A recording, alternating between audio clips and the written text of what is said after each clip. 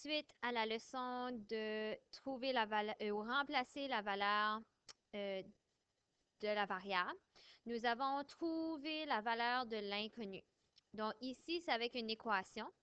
Pour trouver l'inconnu dans une équation, tu dois l'isoler afin de pouvoir y trouver sa valeur. Donc, tu veux isoler, ça veut dire tout seul d'un côté l'équation. Ici, un exemple avec addition, soustraction et multiplication. Si nous avons 3n plus 8 est égal à 38, nous voulons savoir quelle est la valeur de notre n, de notre inconnu. Pour faire ceci, on doit toujours commencer par le terme soit l'addition ou la soustraction s'il y a lieu. On garde la multiplication en dernier. Donc ici, je prends mon positif 8 et je veux l'emporter de l'autre côté de l'égalité afin de pouvoir isoler mon n. Puisque j'emporte mon positif 8 de l'autre côté de l'égalité, mon signe change à un négatif et je replace mon 8. Après avoir eu effectué l'opération, donc 3n est égal à 30. Une fois que j'ai fait mon addition, là, il me reste ma multiplication, puisque 3n signifie également 3 fois n.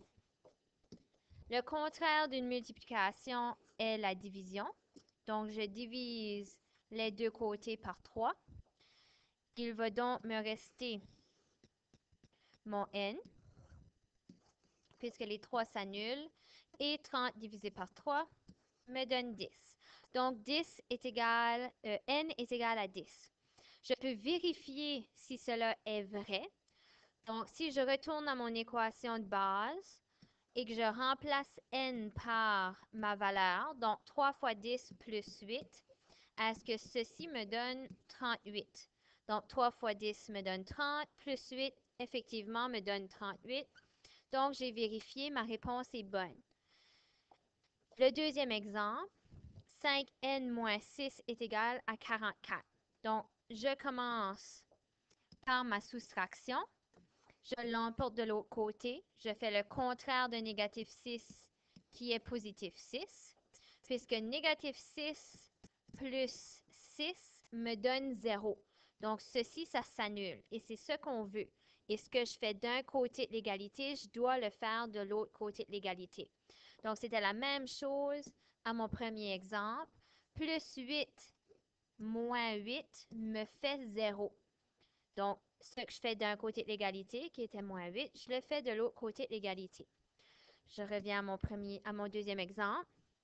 Donc, 44 plus 6 me donne 50. 5n est égal à 50. Je dois maintenant m'occuper de la multiplication. Le contraire de la multiplication, c'est une division afin d'annuler le 5. Ce que je fais d'un côté, je le fais de l'autre. N est égal à 10. Je veux vérifier encore une fois, m'assurer que c'est bien. Donc, 5 multiplié par 10 moins 6, est-ce que ceci me donne mon 44? Donc, 5 multiplié par 10 me fait 50. Moins 6 me donne effectivement 44. Donc, n était égal à 10. La division maintenant. La division, tantôt, on commençait avec l'addition ou la soustraction, tandis que quand on a une division, on doit commencer par la division. Donc, le contraire d'une division, c'est une multiplication. Le 2, je dois le multiplier avec mon n.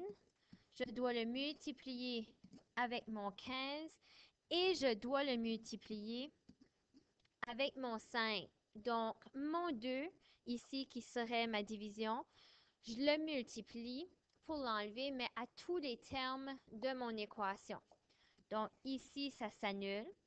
5 multiplié par 2 me donne 10, plus n est égal à 30.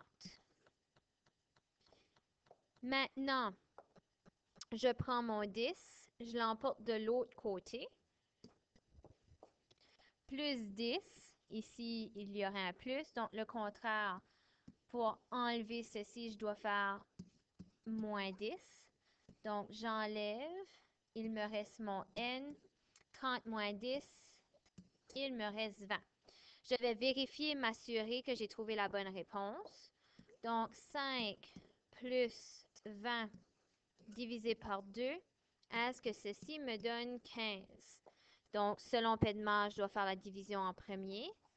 5 plus 10 est égal à 15. 15 est égal à 15.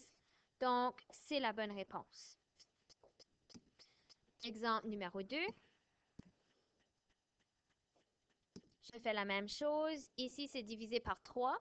Donc, je multiplie tous mes termes par 3.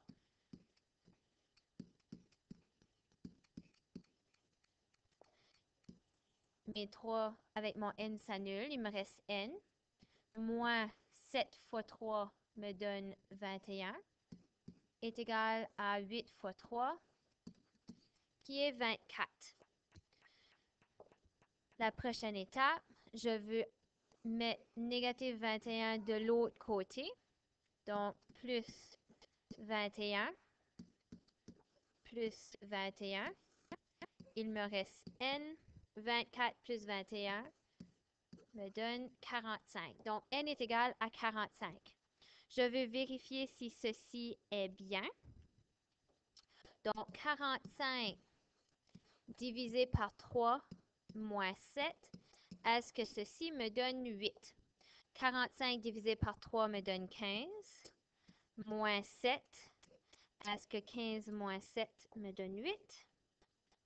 Et effectivement, 15 moins 7 me donne 8. Donc, j'ai vérifié ma réponse, c'est bien.